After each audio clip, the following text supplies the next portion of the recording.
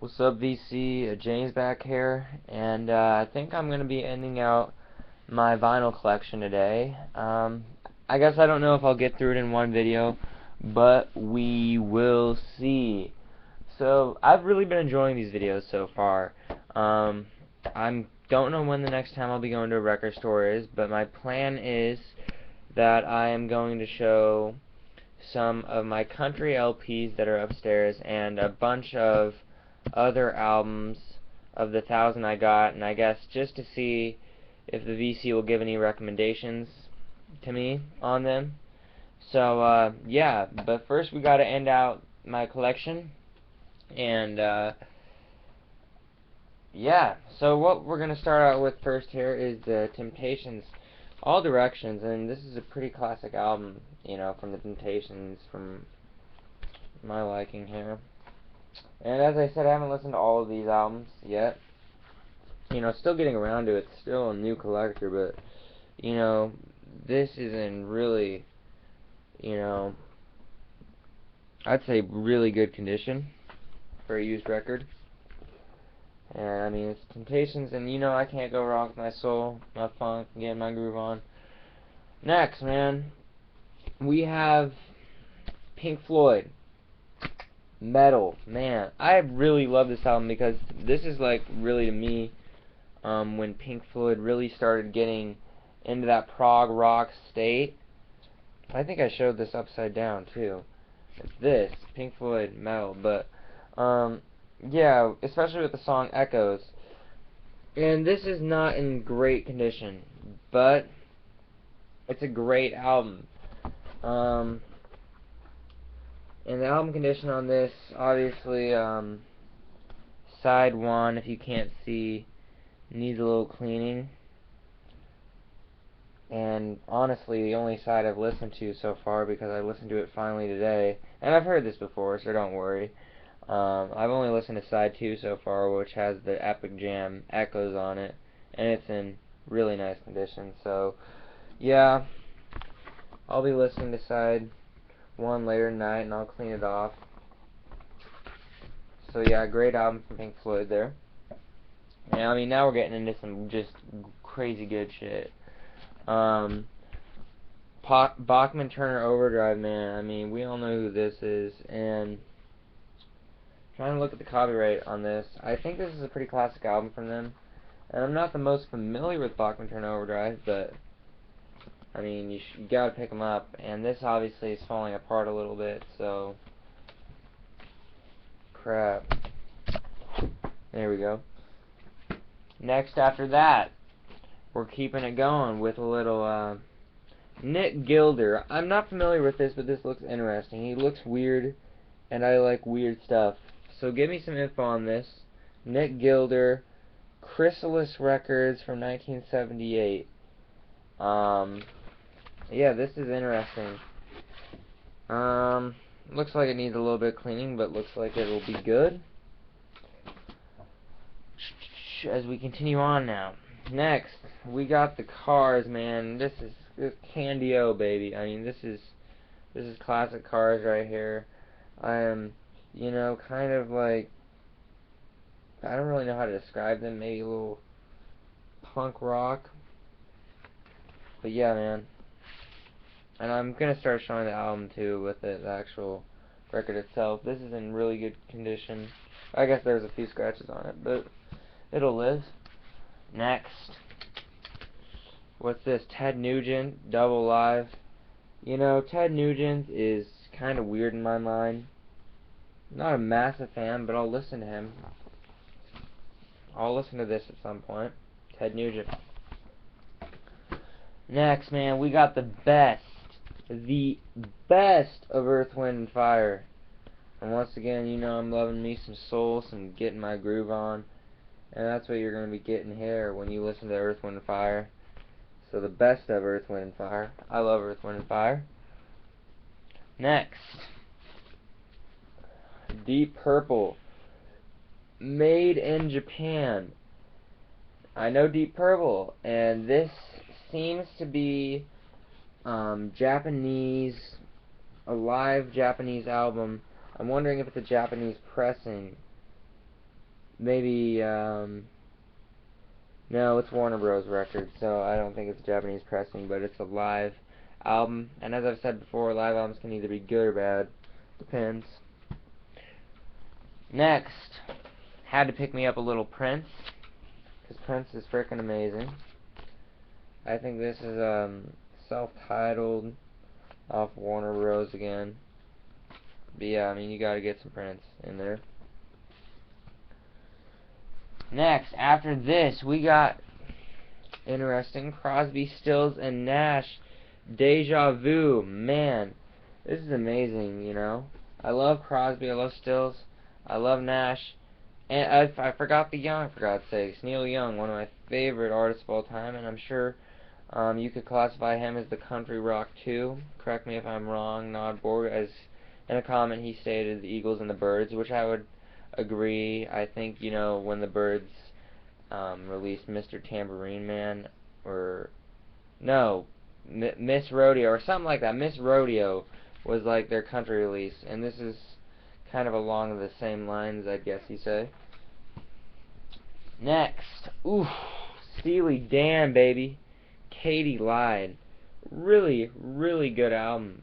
Amazing album from Steely Dan. I love Steely Dan a lot. I love this album. I've listened to it digitally. Haven't listened to it on vinyl yet. Mainly because I forgot I had it, so it's great that I forgot that I had bought this Steely Dan record. So, yeah. Next. I've seen this record twice now, and I figured I had to pick it up now. This is Grover Washington Jr., Mr. Magic.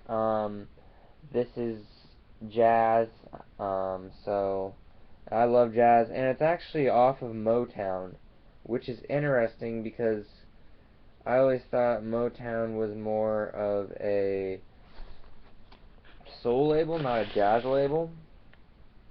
So this is interesting to me, I guess. I'm sure Motown, but I always thought, I don't know. Next, I think I've showed Todd Rundgren before. I can't remember. Yeah, I have.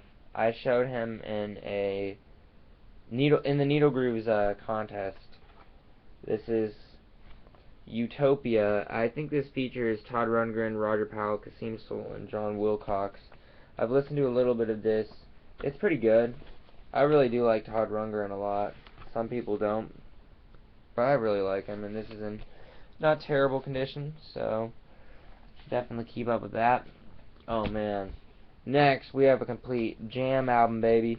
I've showed Ball, the other album from Iron Butterfly, but this is In-A-Gadda-Da-Vida, and you know, what really blows my mind, obviously, is the 17-minute jam on side 2, but this altogether is just an amazing psych rock.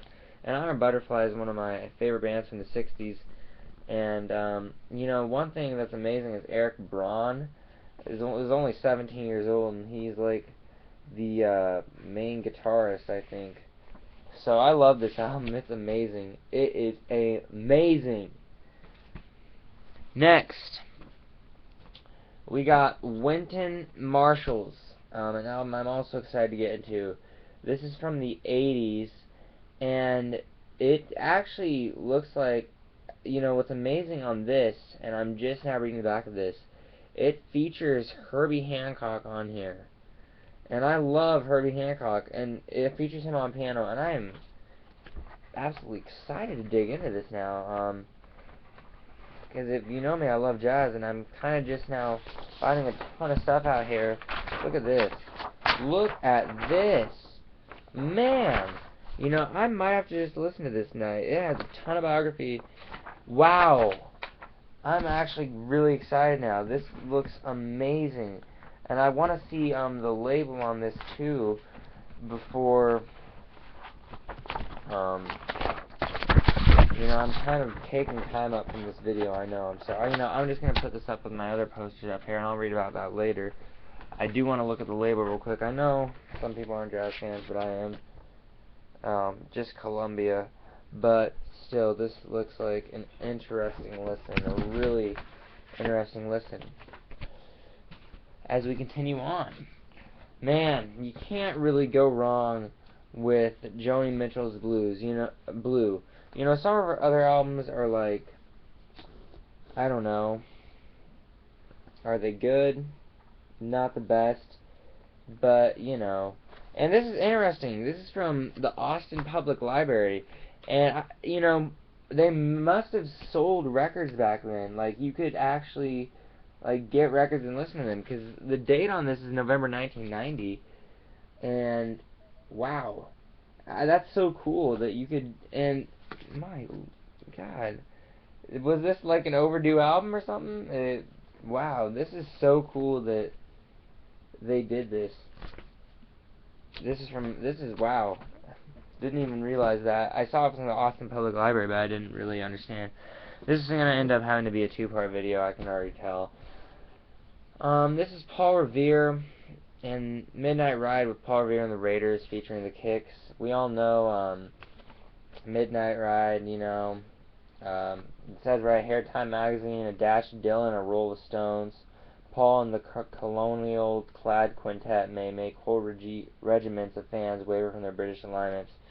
And this is an interesting album. It's got, some folkish Rolling Stone power in here, kind of like they said. Next, man, this has to be my second favorite Beach Boys album of all time. And it's close with Pet Sounds. This is Endless Summer.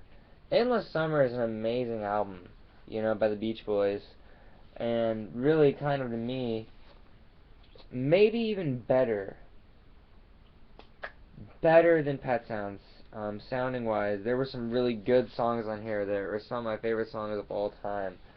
But I'd have to say Pet Sounds is probably still better. This is a double LP too, and I love this album so much. I love it. Next, Here You Are, and I did not know what I was thinking when I said Mr. Tambourine Man was a country album, but this is, baby, The Byrds, Mr. Tambourine Man. We all know this, a classic album from The Byrds. Just getting psychedelic in the house. And man, Mr. Tambourine Man by The Byrds, you really can't go wrong. Next, we have Devo's Are We Not Men? This is maybe, it could be questionable for some of you, but it's 1978, and it was produced actually by Brian Eno, which is really interesting. And this album is, surprisingly, it's really good. I've listened to this before, and I never thought I would like Devo, but this album, they were always something that they weren't. Like, I thought they were something else, but they're something much better than that. And this is a really good album. Great album by Devo. As we're on the 13-minute mark now, we better hurry this crap up. Have I shown Disraeli Gears from Cream? I can't remember. I think I have, but if I haven't, I have it, but it's probably in that collection. I just put it back. This is Cream, Wheels of Fire. This is going to be my last album before I go to part 2 of this video. Wheels of Fire by Cream. I was thinking about this because of Disraeli Gears, but yeah, just more psychedelic power with Cream, and their artwork is just, it's always amazing. See, it's just always amazing, and I love Cream for that. And this was on Atco, and Atco also, I'm pretty sure, did Iron Butterfly, so I'm pretty sure they were a somewhat big label back in the day. But yeah, this is Cream, Wheels of Fire.